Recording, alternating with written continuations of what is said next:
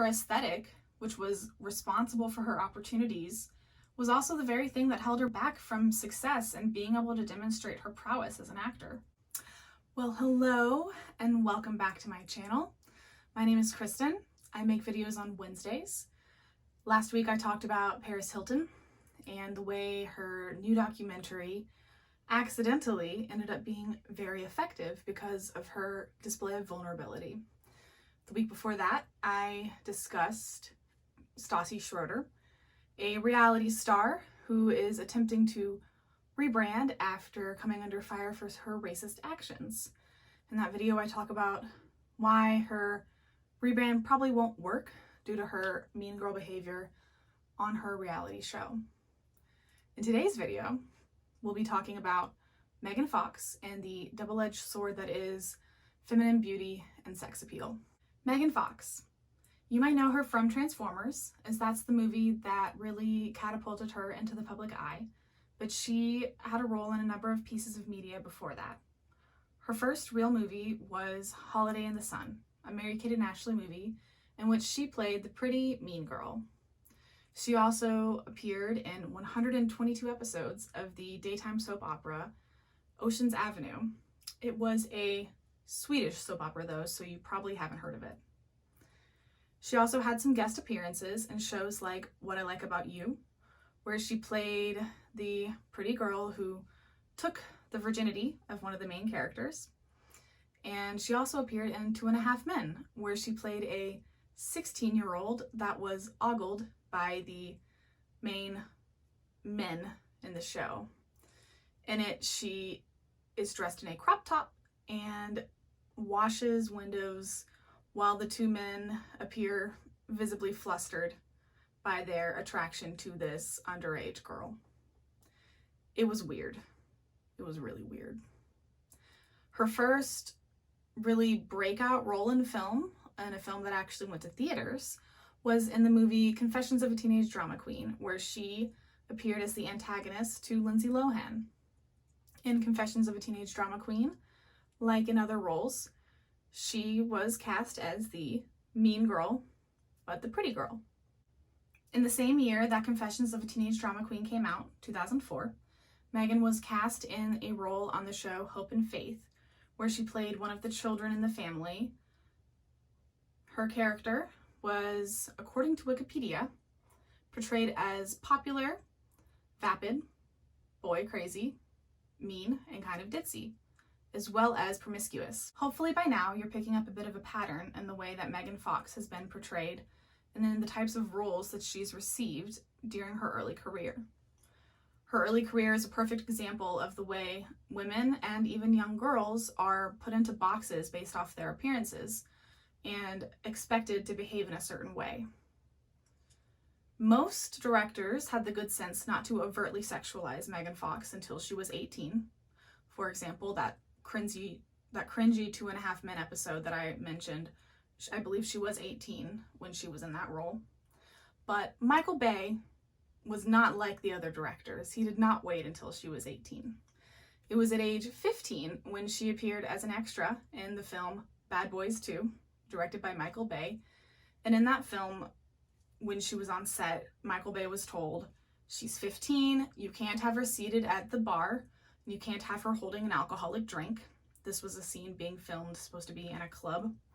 So Michael Bay's solution to this problem of having an underage girl who can't be drinking was to put her in a bikini, 6-inch heels, and have her dance under a waterfall. I'm not kidding. That happened. Even as a young girl, Megan Fox could not escape men who would seek to sexualize her and push her into the role of being a sex symbol. Bad Boys 2 may have been the first time she worked with Michael Bay, but it would not be the last. In 2007, the film that really catapulted her to fame was Transformers.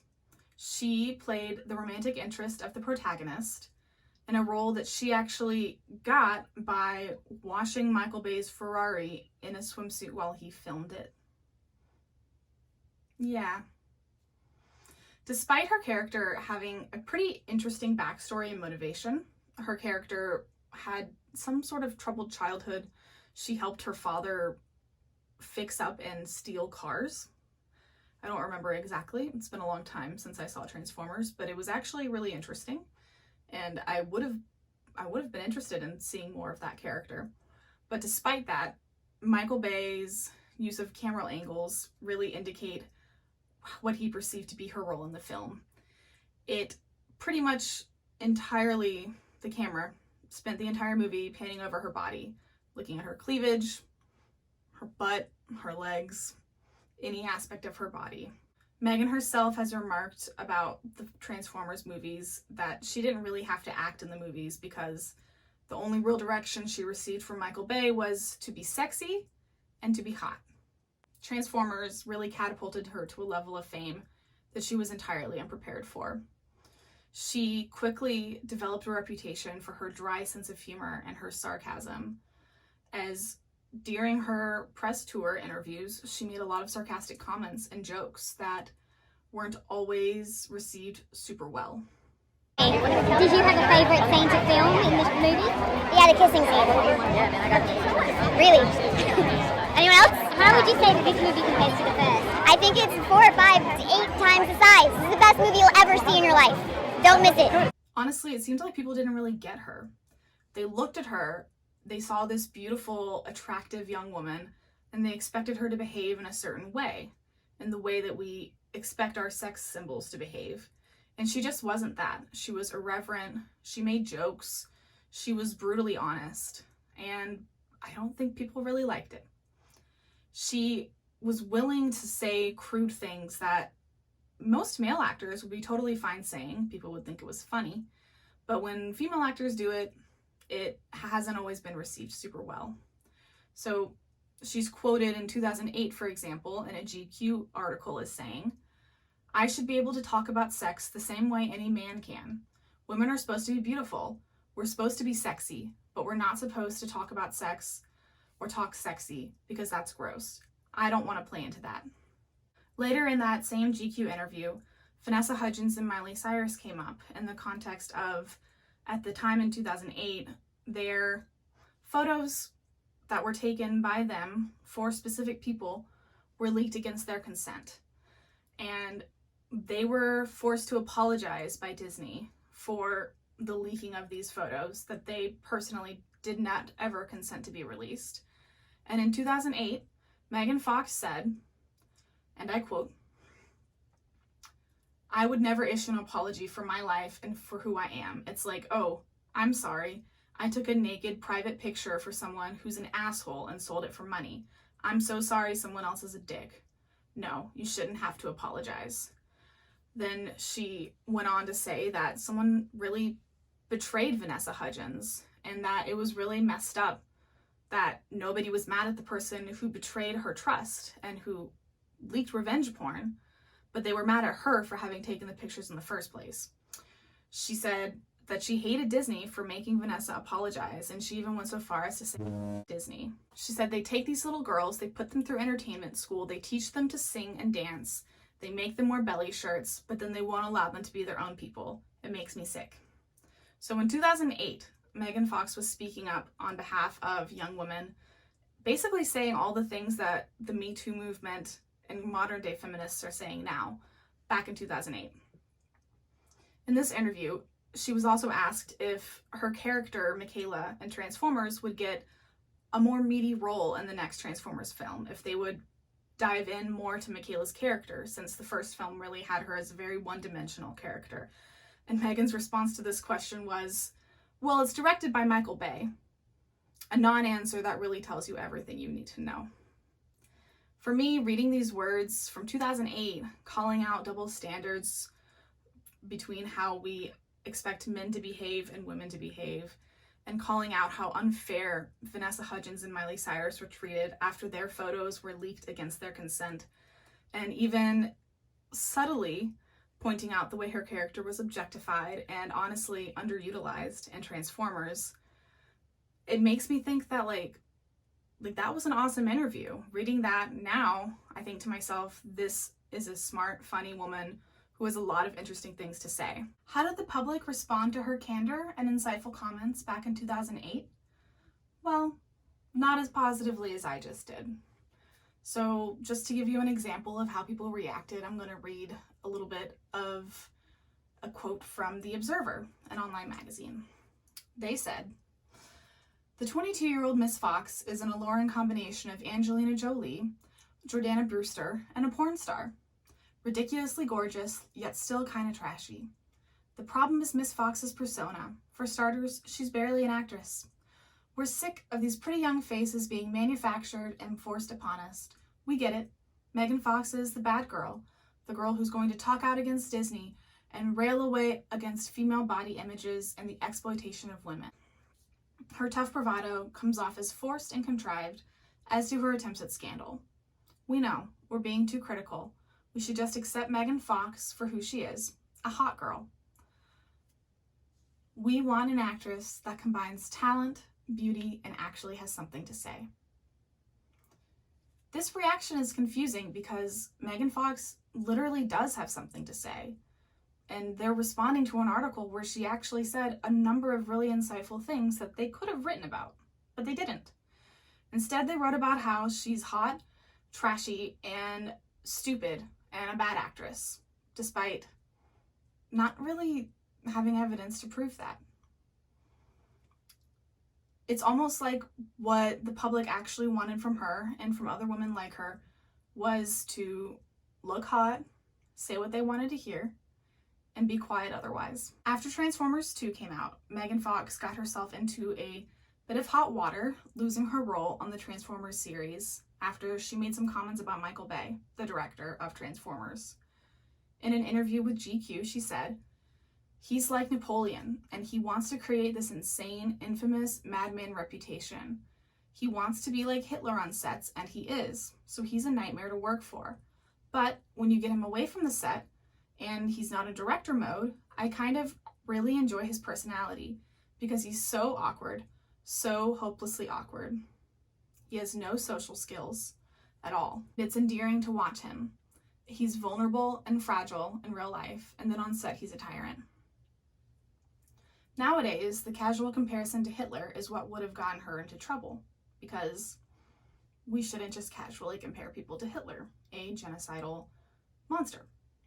But at the time, the thing that actually was getting her into trouble was the fact that she criticized Michael Bay and that she wasn't sufficiently grateful that he cast her as the lead female in Transformers. Apparently, hot women need to just accept what's given to them, be super happy about it, and have no criticisms, nothing to say at all. They should just say thank you over and over and over again. Michael Bay himself has acknowledged in interviews that he is very difficult to work with, so it's hard for me to imagine that that is actually what he was mad about with those comments that she made. I'm inclined to speculate that what actually made Michael Bay mad was her kind of pulling back the curtain on his persona and revealing to the world that he's actually super awkward, has no social skills, and is actually kind of fragile and vulnerable. Would a fragile man fire a woman for pointing that out to everybody? Absolutely. So, yeah. Michael Bay claims that Steven Spielberg told him to fire her, but Steven Spielberg rejects this account of events. So, it's hard to say what exactly happened, but either way, Megan Fox was written out of the Transformers series and kind of publicly derided and bullied. She was called ungrateful, accused of being a horrible actress based entirely on her performance in this movie where her only job was to be hot and be sexy. And she was really just torn to shreds. She was slut-shamed and worse. To an outside observer, it almost seems like people were just waiting for their chance to tear her down and to talk bad about her. Because our society has this weird obsession with beautiful, sexy women where we put them on a pedestal, but we also love to see their downfall. Also, just as a side note, it feels really unfair that her performance in Transformers is what makes people call her a bad actress, because what acting was she doing? You know, like, she wasn't exactly given this meaty role where she had the chance to display her acting ability. She was supposed to be hot. That's all she was asked to do, and that is what she did. So That just seems like a really unfair criticism. To make things worse, in the years following her firing from Transformers, Michael Bay continued to talk badly about her in interviews and in public. He painted her as lazy, difficult, and ungrateful. He's even quoted as saying, "I'm so sorry I made you show up to set on time," as if that's what Megan was criticizing when she said he was difficult to work for. And to top everything off, he even published on his own website an anonymous letter from crew members.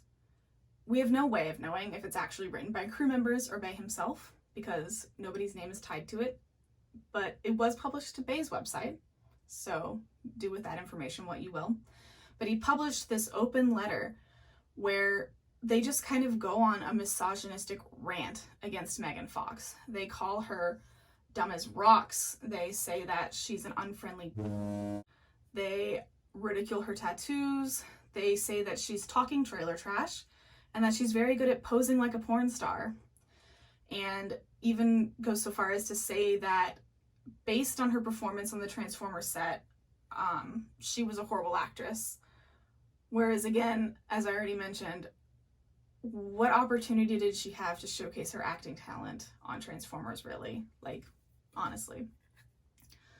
It's almost like when you're given a two-dimensional role, you come across as two-dimensional. Who'd have thought? So Michael Bay ultimately took that down, but I think it still reveals just the horrible attitude that he and apparently crew members had towards Megan Fox while she was working on Transformers.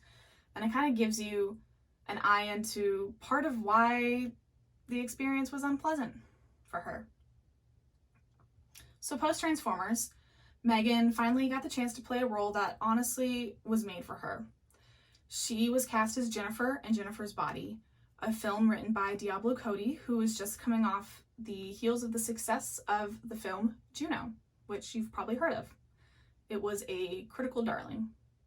So after Juno, Diablo Cody was kind of given carte blanche to do whatever she wanted with her next movie, and that she did. Jennifer's Body is a comedy horror film that explores the complexities of female friendships and looks at the blurred lines that can form when one friend loves another and when that other friend has a superiority complex and an ego that must be constantly catered to. Of course, based on the marketing from the film, you would never get that. The marketing team of Jennifer's Body was very focused on Megan's existing persona as a mouthy sex symbol, and as such, they targeted teen boys for this movie, who are very known for loving sexy women. They made trailers and ads that would draw in teenage boys while simultaneously alienating the demographic that this movie was really written for, which was teenage girls. I mean, come on. Look at some of these promo images and videos. If you were a teen girl watching these things, would you think this movie was made for you? Absolutely not. Diablo Cody reports actually pleading with the marketing executives to actually look at this film, look at what it says, look at the themes, and let's market it based on what it's actually about. And her pleas were just completely in. Megan Fox's appearance is being used to pigeonhole her and typecast her, except this time it's not the role itself where she's been typecasted, it's the marketing where she's been typecasted.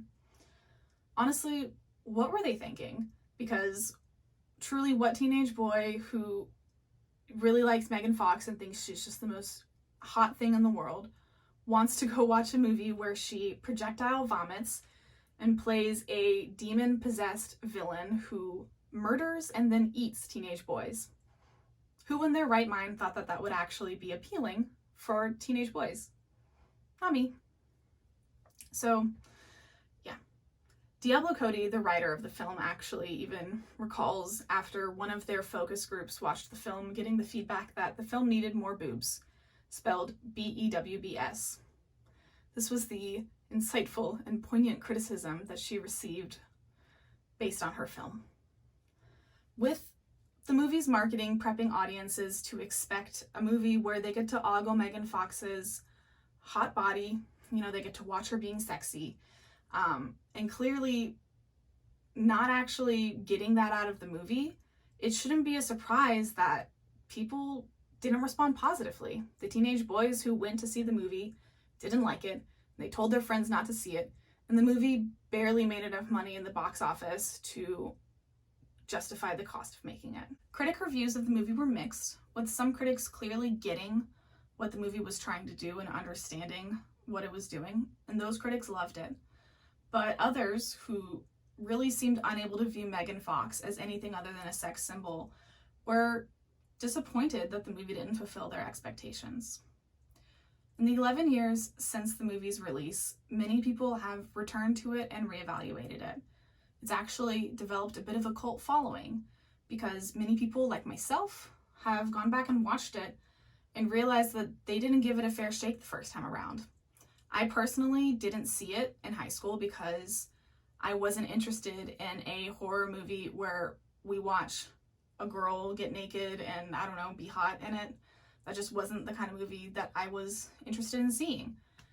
That kind of movie, honestly, had a negative impact on my self-esteem because my body didn't look like the bodies of the girls on screen, and it, incited these thoughts of comparing myself to them and wanting to be like them and not being able to be like them. So I didn't want to see that movie. I didn't want to go to a movie where I was just gonna sit for an hour and feel bad about myself.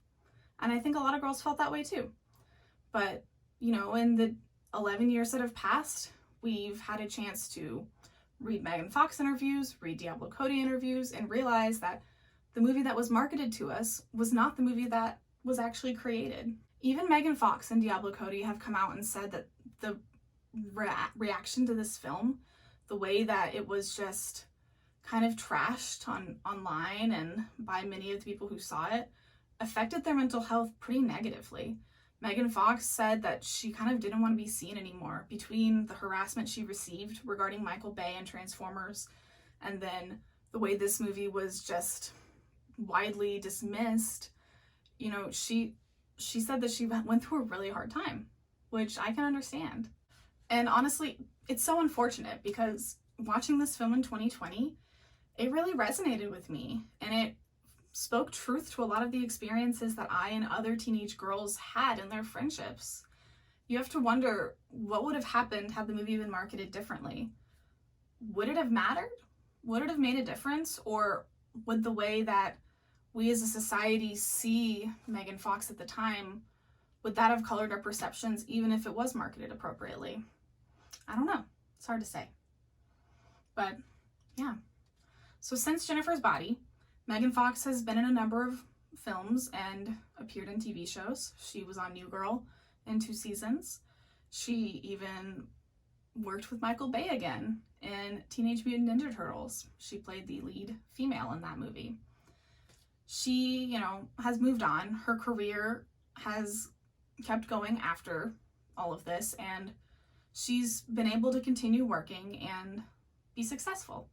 Although she hasn't had as many, aside from Teenage Mutant Ninja Turtles, I can't think of a big name film that she's been in since Transformers, really, because Jennifer's Body, at the time, it just wasn't considered that big.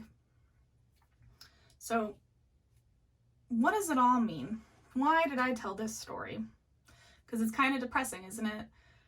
Seeing a woman just get basically pushed into a box and dismissed because she's a woman and she's beautiful, and therefore her only role should be to be a sex symbol in a lot of people's minds. That's what they think. That's really depressing. In my mind, the story of Megan Fox's career in the first decade of the 21st century reveals the double-edged sword that is feminine beauty and sex appeal. Even before she was old enough to really be considered sexy, Megan found herself sexualized by male directors and producers. The very sex appeal that got her the opportunities that she had, that got her cast in Transformers, that made her famous, is the very thing that got her typecasted as a sex symbol and given a role where her only job was to look hot and sexy. Essentially, her aesthetic, which was responsible for her opportunities, was also the very thing that held her back from success and being able to demonstrate her prowess as an actor. Even in the role of Jennifer in Jennifer's Body, which should have demonstrated to the world her ability as a comedian, as a comedic actor, she was sabotaged to an extent by her public depiction as a sex symbol. People couldn't possibly fathom a movie headlined by Megan Fox that wasn't designed for teenage boys. She's been telling us and showing us from the very beginning that she is funny and thoughtful and insightful and talented, but only very recently have we started to listen. So what is my takeaway from this very depressing story of Megan Fox's first decade or so of her career? Well, it's less of a takeaway and more of a bunch of open-ended questions that I have for you. What if we decided to learn from what happened to Megan Fox? What if we started to reject the idea that a sexy woman must be dumb and talentless, and that beautiful women who have success only have success because of their beauty? What if we rejected the idea that a beautiful, sexy woman is only good for appealing to men and teenage boys? What if we expected more from male directors? What if we demanded three-dimensional female characters, even in movies like Transformers? What if we stopped accepting characters, female characters, that exist primarily to be arm candy for the protagonist? What if, I don't know, if we do some of those things, maybe what happened to Megan Fox won't happen to anybody else. So that's it. That's my video. If you made it to the end, thank you so much. I really appreciate everybody who supports me. I would really appreciate it if you would like and comment on this video. I have friends who like to message me and text me about the videos that I made, and I want you all to know that I appreciate that. But if you would comment and like my videos, that would actually help me in the algorithm. I want to ask you, what if you put those in the comments and gave me engagement? I make videos every Wednesday. I don't know what I'm going to do next. I keep doing this thing where I have an idea for a video, and then the day before I change my mind and I make a completely different video. So who knows what I'll be talking about next. Yeah, thank you again. Yep, so thank you so much for watching. I really appreciate it. Please like, please comment, please subscribe. So yeah, thank you so much, and I hope you have a wonderful evening. Bye.